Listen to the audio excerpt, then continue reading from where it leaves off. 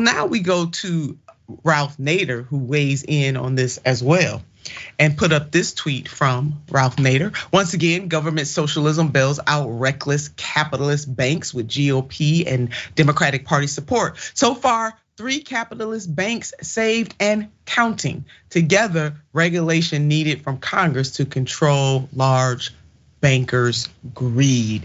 I mean, they don't hesitate, John. I mean, this in lies the problem. It is the speed at which they come to rescue these banks. And while some of the largest players who had money in these banks, they can simply go ahead and skip to the loo to another bank. There are a lot of smaller business owners and individuals who can't just skip to the loo and go to another bank. I mean, they actually lose.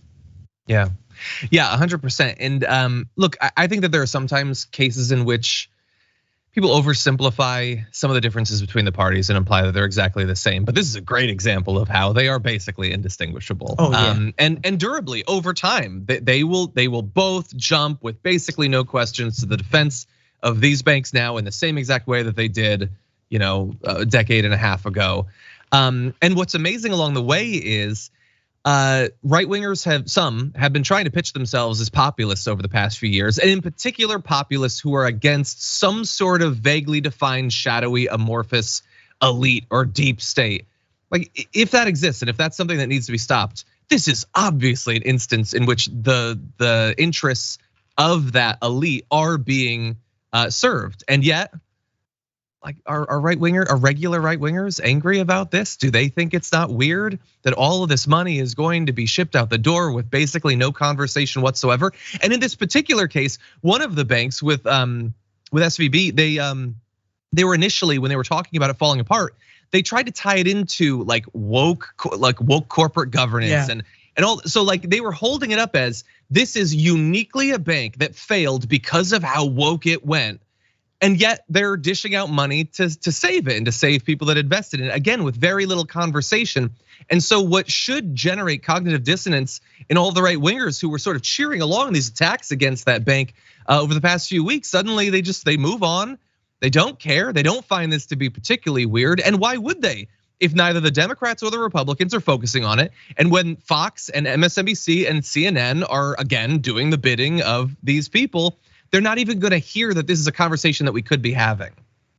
Yeah, conversation indeed, and something actually needs to be done from a policy and a regulation perspective so that we don't keep going through this. I thought we learned a lesson in 2008, but it is clear that we have not. And Ralph Nader believes that this is just the beginning, that this thing is not over.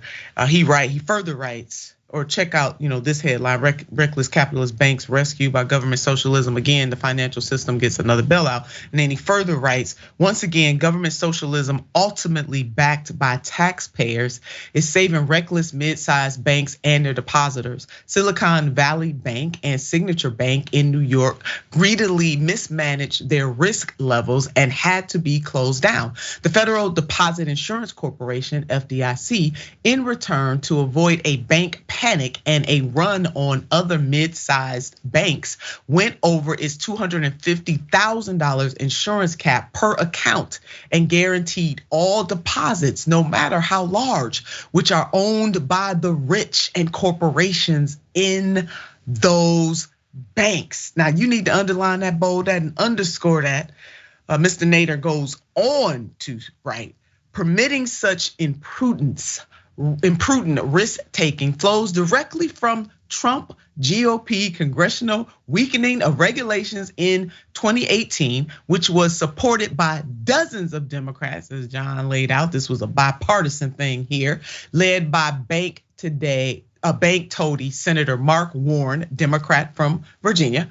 That bipartisan deregulation provided a filibuster-proof passage by the Senate. But Lord have mercy on all of our souls. We could not get a filibuster-proof anything to increase the minimum wage to a living wage. We couldn't get a filibuster-proof anything to stop the expiration of the child tax credit. We couldn't do any of those things, but we could get a filibuster-proof way to allow mid-sized banks to do whatever they want to do without consequence. Now, to the parents out there, how many of you would let your children do anything that they wanted to do without consequences. You have rules and you have regulations that must be followed. But you talk about the banks and the big corporations, no rules and regulations, because they know that Big Daddy and Big Mama is coming to their rescue whenever they call. And you know who Big Daddy and Big Mama are? It is the government, the taxpayers. We are it. And we have politicians doing bidding in our name to our very demise. If you are not among the ultra wealthy, things like this hurt you. And there's no consequence for these folks. Ralph Nader goes on. The other culprit, is the Federal Reserve. Its very fast interest rate hikes reduce the asset value of those two banks holding in long-term treasury bonds, which reduce their capital reserves with the what me worry snooze of the California Department of Financial Protection and Innovation. Really nice long name, but doing absolutely nothing. S.V.B. had little supervision from state regulatory examiners and compliance enforcers. So the state not doing their job, the feds are not doing their job, the kids are just running wild, right? Without consequence. And the Federal Reserve, let me get back to the federal government, is being ran by a Trump-appointed person. Let's look at how him and Senator Elizabeth Warren did the dance a few weeks ago, shall we? Yes, we shall. If you continue raising interest rates as you plan, unemployment will be 4.6% by the end of the year. It's not an intended consequence. But it is, and it's in your report, and that would be about 2 million people. As black and white is very, just very looking infrequent. at the numbers, it actually is pretty black. Alan Blinder's written a book on this, and there have been 12 times that we've seen a 1 point increase in the unemployment rate in a year. How many times did the economy fail to fall into a recession after doing that? Out of 12 times. I think the number is 0. I think the number is 0. That's exactly right. Senator Warren did that dance. She won that. She was the lead of that dance. And then recently she is calling for Jerome Powell to be fired. Watch this. My views on Jay Powell are well known at this point. He has had 2 jobs.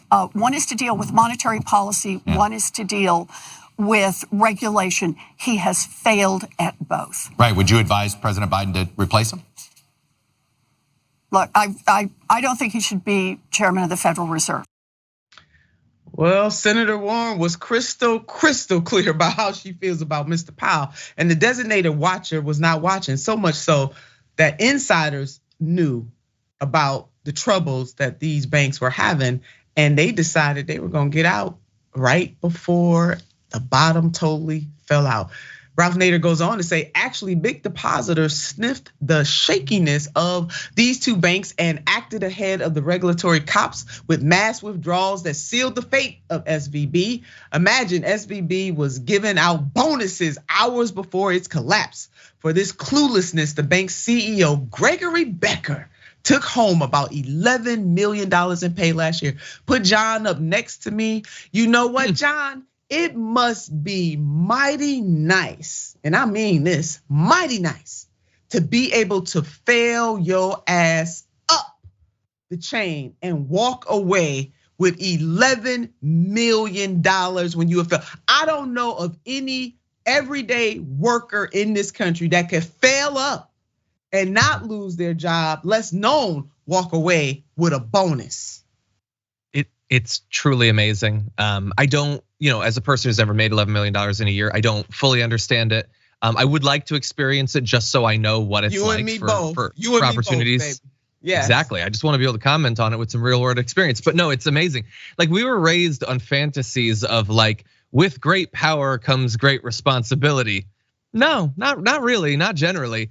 Like, it's weird how you can have these massive upsides in terms of pay and opportunities, and it almost never, ever comes with great risk as well.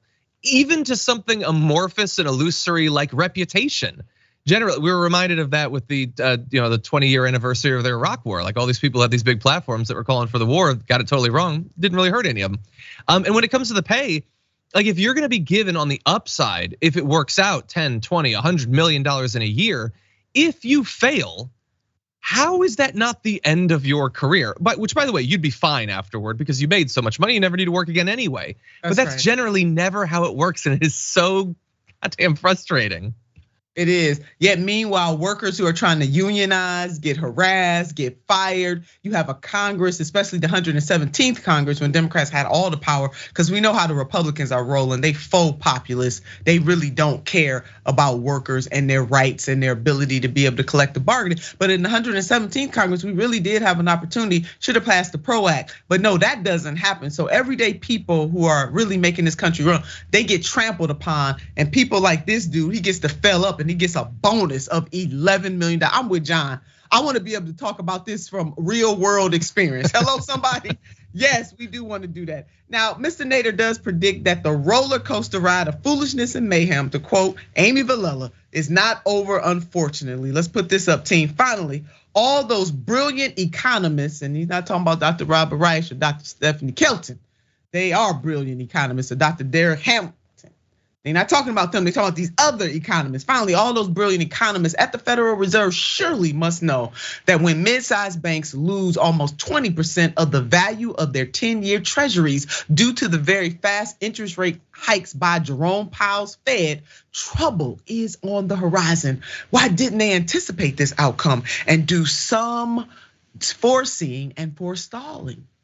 Nah, why worry? Didn't you know that the Fed prints money? Go ahead on. Between Dr. Robert Reich and Mr. Nader, they laid this out tremendously. We are going to stay on top of this, folks, because this is really, y'all know I got a sin and a shame category.